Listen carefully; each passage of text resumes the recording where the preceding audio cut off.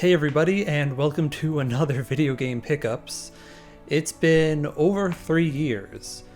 Yeah, I think I actually said in the last video, I don't really collect a whole lot of games anymore. I just kind of buy whatever looks good to me. I mean, even when I was collecting, I still just picked games that I actually wanted to play.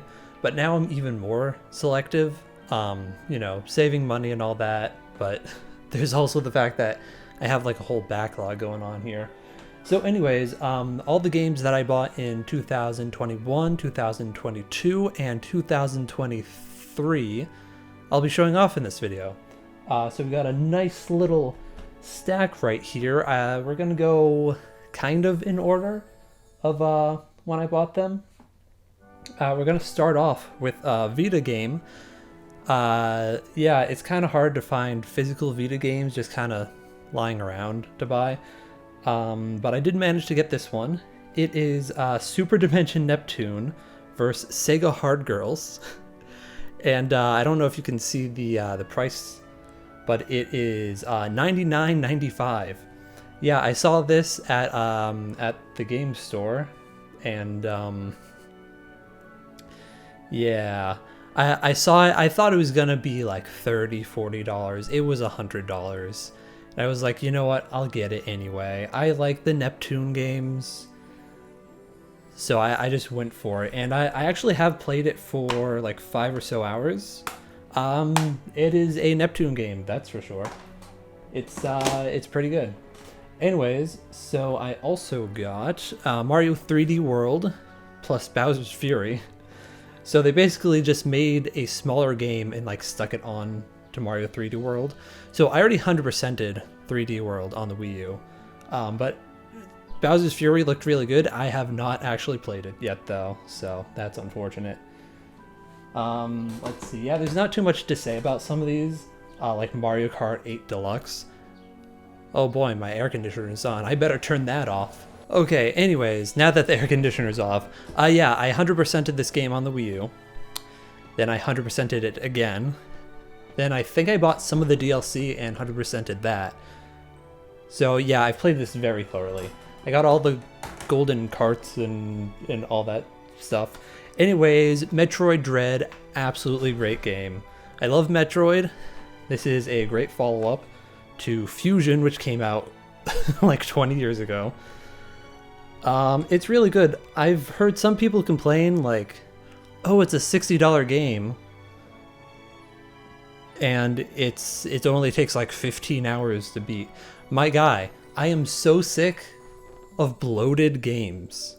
There are so many games where it's like, I want to finish it in 15 hours, but it takes 30 because they give you all this like extra junk. I'm like, I don't want to do this extra stuff. This game is exactly what I wanted. Like, almost exactly what I wanted, because it doesn't waste your time. It's like, it's just pure Metroid.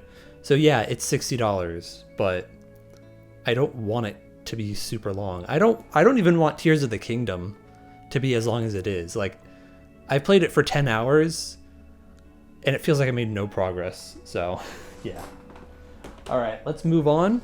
We have some more PlayStation games.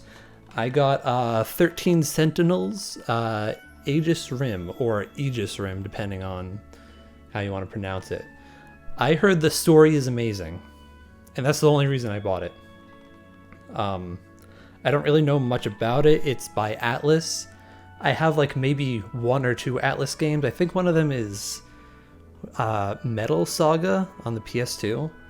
I think that's the only other Atlas game I have. But I heard the story is amazing, and I'm looking for good stories, right? Ever since I played like Xenogears and Xenosaga, I've been craving a story that's even close to as good as that. So there you go. I also went to a video game convention. I went to PAX, and there I managed to get Jedi Fallen Order for $10. Yeah, only $10. Pretty good deal. Although I played it for 5-6 hours and it has the problem I was talking about earlier where it just feels bloated. Like it's like, oh, go to the Jedi temple over there. and it takes several hours, and it just doesn't feel good. It just doesn't feel good to play. It feels, you know, it's like the thing Ubisoft does with all their like Assassin's Creed games, whereas like this could be a really great experience, right? Like you have the talent, you have like, you know, the programmers, like everything great going on here, but the game director is always like, oh, we have to make sure they're getting their value, so we're gonna put in lots of junk into here, and I don't want that. And it's feeling like that a little bit. I'll keep playing it, but it's not looking too good. I don't think I'm gonna end up liking it that much, unfortunately. I could go on and on about certain things, but we're speed running a little bit here, because I still have a bunch more games to go through. Anyways, I also, at the same convention, got Scott Pilgrim vs. the World, the game, complete edition. It's still in the shrink wrap. I would like to play this at some point. Yeah, I played the demo back in the day on the Xbox 360. It was... honestly, I didn't like it that much, but I am open to trying it again. And it was there. It was there. It wasn't that expensive. I really like Scott Pilgrim vs. the World. When I played that demo on the 360, I had not seen the movie. Now that I've seen the movie, I think, you know, maybe I'll like the game more, if that logic makes any sense. Because at least I'll have like the characters and I'll know the references and whatnot. I've even read a little bit of the comics, so. Alright, now moving on. I guess we'll actually switch that order. We'll switch that order. All right, I got River City Girls 0. I wanted to get it on the PS4 so I could get like achievements and stuff. But it's either not on the PS4 or it's not on the PS4 physically. So yeah. This game is everything's good about it except the controls, which means that it's not very good. The controls they're really bad. It controls very poorly. Some people will be like, oh, it's because it's an older game, but there are older games that control very well. It feels like there's almost a full second delay of like everything you do. And almost every time I do a combo, I do it the exact same way, like 5 times, and on like the 5th time it might work. The controls are very finicky, it's very unresponsive, it's very clunky. Unlike the modern games, River City Girls and River City Girls 2, I got the second one. Very cool. I haven't gotten to play it yet, but I got the limited run limited edition. And something that's really awesome, if I could carefully take this out. I don't know if you can see it really, but I got it signed by the game director and I believe the nope, just the game director. Is it on the other? Oh, yep. And on the other side, yeah, game director and the artist. So I got it actually signed, which is very cool. So I'm gonna try to keep good care of that one. I got one more physical game left. It's Xenoblade Chronicles 3. Probably the best Xenoblade game. I'm not gonna lie. It's been a very good time. The story is better than 1 and 2, and obviously X, because X had amazing everything except for story. So Xenoblade Chronicles 3, please buy it, please play it. It's too good. They really top themselves on like what they're doing here with the story, with the characters, the graphics, the writing.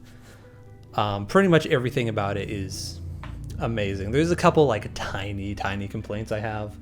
Nothing too crazy. It's overall the best Xenoblade game. I'd say possibly the best Xeno game in general, although Xenosaga Episode 3 is basically a 10 out of 10. Anyone who's played it knows that. So yeah, I also got the DLC, the expansion. I 100%ed the DLC, and the DLC expansion where it's what is it called? Future Redeemed. 100%ed that. Was probably the best DLC I've ever played, I must say. And there we go. Are we still recording? We're still recording. I haven't recorded a video in a long time, so I'm always checking everything, being like, oh boy, are we all good to go? Yes, we are. So those are all the things I got. I also completely reorganized my my living room, which is over in the other room over there. I'll show you a nice picture. I got the HD TV, and I got the CRT for the older games. I got a Super Nintendo Classic set up. Like, I don't know, just a nice living room going on. Also, on top of all that, someone I know didn't want their Wii U anymore, so now I have a second Wii U. Very cool. So I might just like hack that and, I don't know, put my DS games on there or something. Just something fun. So yeah, I think the only thing left to talk about is I've pretty much switched to digital games. My shelf of games, it's all full. There's really no room unless I want to like double layer things, which doesn't really look very good. So I did buy a few digital games. I got Metroid Prime Remastered, because you know I had to get that. And yeah, it's a very good remaster. I also got Tears of the Kingdom, as I said before. Played it for 10 hours or so. It's really good. I'd say it's maybe better than Breath of the Wild, but I have not gotten far enough to say for sure. The game is definitely, as I said before, it's a little too long, from what I can tell. There are people who have played like 100 hours and they're like, oh yeah, I still have like a million things to do before I even just beat the game, like just get to the credits, right? So a little longer than I'd like, but you know what? It's still a very good game overall. And there we go. That's all the stuff going on. I know I've mostly been posting like music kind of stuff for a little bit, but I wanted to do like a gaming type video, give you all like a little update on me and whatnot. I mean, I'm on Twitter once in a while anyways, so it's not like everyone thought I was dead or anything. So yeah, if you want to check out my my music, my album and stuff, link below. I might post some Let's Play videos at some point this year. That'll be cool. And there it is. Finally did another video game pickups after like 3 years. The last one was in 2020, so yeah, it's been a little while. All right. Thank you all for watching, and I will see you whenever, because this is not my job, it's a hobby. So I have other things to do. Bye.